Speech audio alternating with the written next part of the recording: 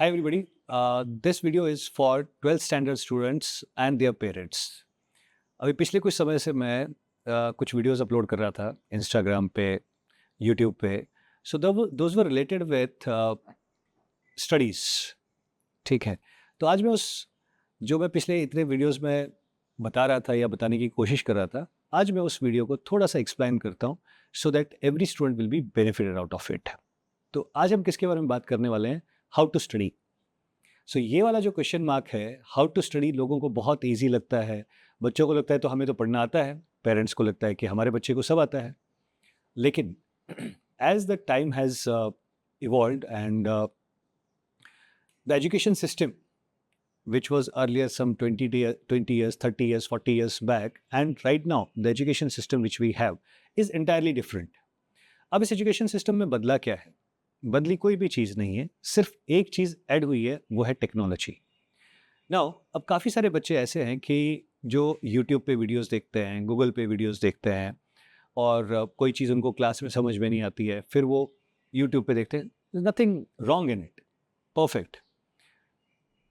लेकिन फिर बच्चों को जब मैंने एनालाइज किया पिछले 6 महीने से या पिछले 8 महीने से, व्हाट आई रियलाइज्ड इज कि the retention capacity of the students has gone down.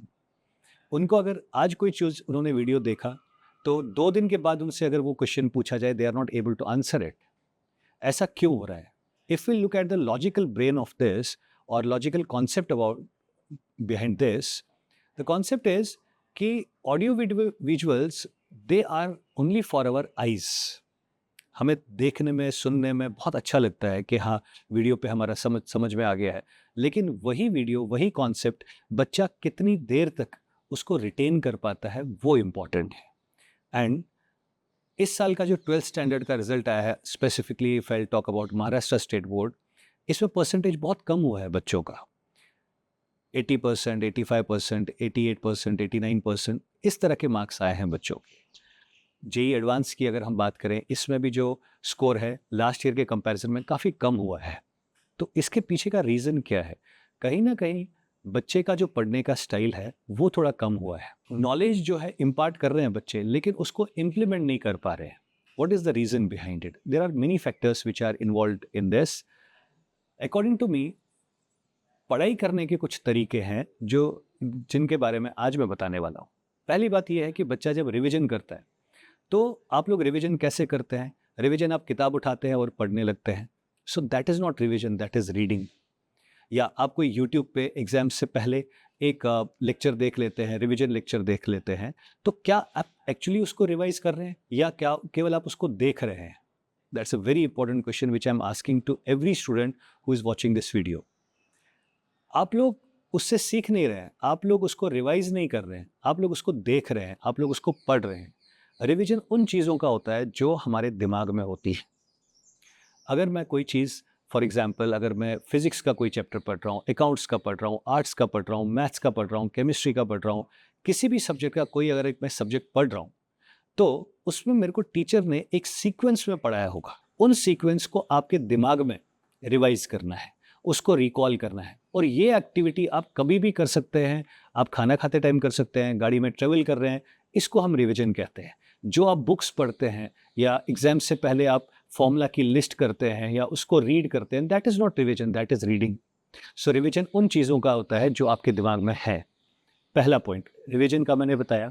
दूसरा, आजकल की जो ये जनरेशन है, दे आर लेस पेशेंट.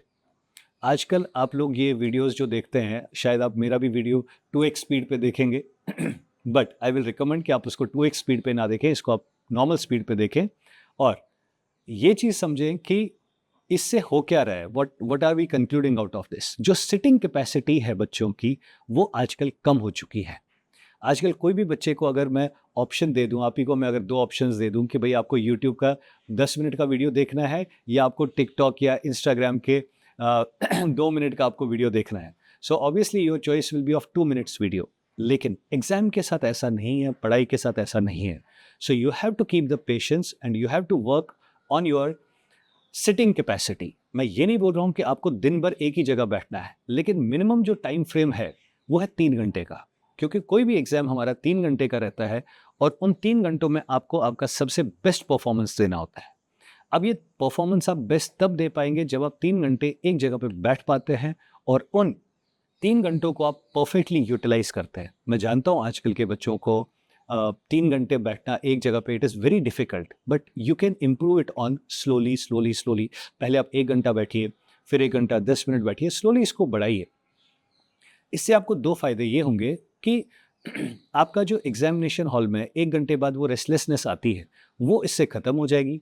दूसरा, आप एक सब्जेक्ट पे फोकस कर पाएंगे और उसको अच्छे से तैयार कर पाएंगे। आपके रिवीजन के लिए बहुत हेल्प होगा। Number 2, the third point is कि टेक्नोलॉजी को कैसे यूज़ किया जाए। नाउ काफ़ी सारे बच्चे बोलते हैं कि भाई सर हमें ये तो चीज़ तो वीडियो यूट्यूब पे वीडियो मिल रहा है, वहाँ पे है, यहाँ पे है, ऐसा है वैसा। What I have realised in last few months is काफ़ी सारे बच्चे यूट्यूब पे वीडियोस देखते हैं विदाउट ऑथेंटिकेटिंग दैट कंटेंट। वो लोग उसको याद रखते हैं या उसको समझने की कोशिश करते हैं। My request to all students is कभी भी आपको यूट्यूब पे वीडियो देखना है या किसी भी प्लेटफॉर्म पे वीडियो देखना है, please authenticate it first. Ask your teacher, जो भी आपके टीचर है उनसे आप पूछिए कि क्या आप ये वीडियो देख सकते हैं, क्या इसका कंटेंट जो है वो ऑथेंटिकेटेड है या नहीं है। Third important point. Fourth important point is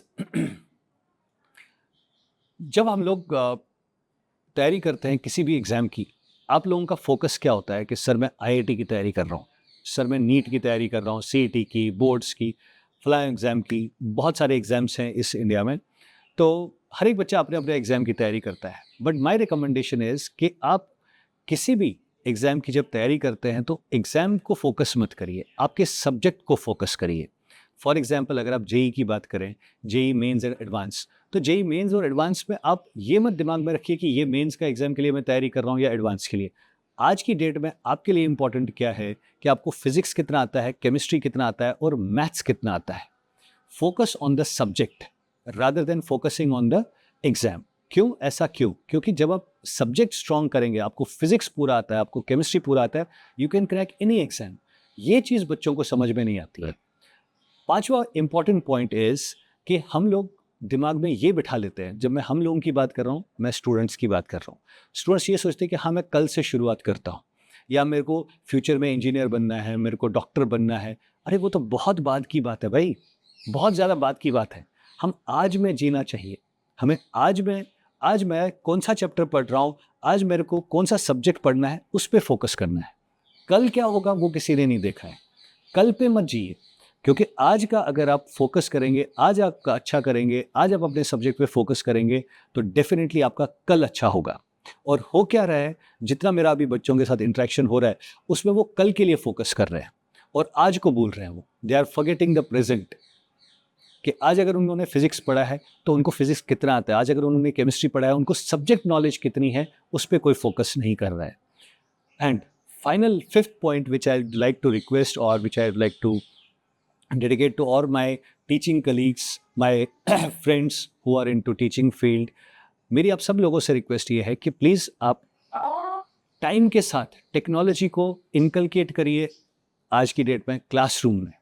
क्योंकि बच्चे को ऐसा लग रहा है कि टीचर्स हमारे आउटडेटेड हैं, उनको अभी भी चौक और बोर्ड ही दिखता है। बट मेरे को अच्छे से याद है कि कोविड में जो वो चौक और ब्लैक बोर्ड के जो टीचर्स थे, they use the mobile phones first time in the classroom, और कैसे उन्होंने वो स्टैंड किया और कैसे उस पर उन्होंने फोकस करके पढ़ाया। So teachers, my friends, are very much capable of moving ahead with the technology. लेकिन सारे टीचर्स नहीं कर पाते हैं, कुछ लोग अभी भी पुराने माइंडसेट से हैं, तो इसलिए वो जो टीचर्स और स्टूडेंट्स के बीच का जो गैप है वो धीरे धीरे बढ़ते जा रहा है। सो उस गैप को कम करने के लिए I request all my colleagues, all my friends who are teaching, please inculcate the technology in your classrooms, and the most important thing is teach students that how to use the technology. सिर्फ ये नहीं है कि आपको YouTube पे देखना है। मैं आपको एक सिंपल सी बात बता रहा हूँ कि सोशल मीडिया की आजकल हम बात करें तो हमें ऐसा लगता है कि हम वही चीज़ सोशल मीडिया पे देखना चाहते हैं जो हम देख रहे हैं या जो हम देखना चाहते हैं या जो हम सर्च कर रहे हैं। बिल्कुल गलत बात है। सोशल मीडिया पे आप वही चीज़ देखते हैं जो आपको वो सोशल मीडिया प्लेटफॉर्म दिखाना चाहता है।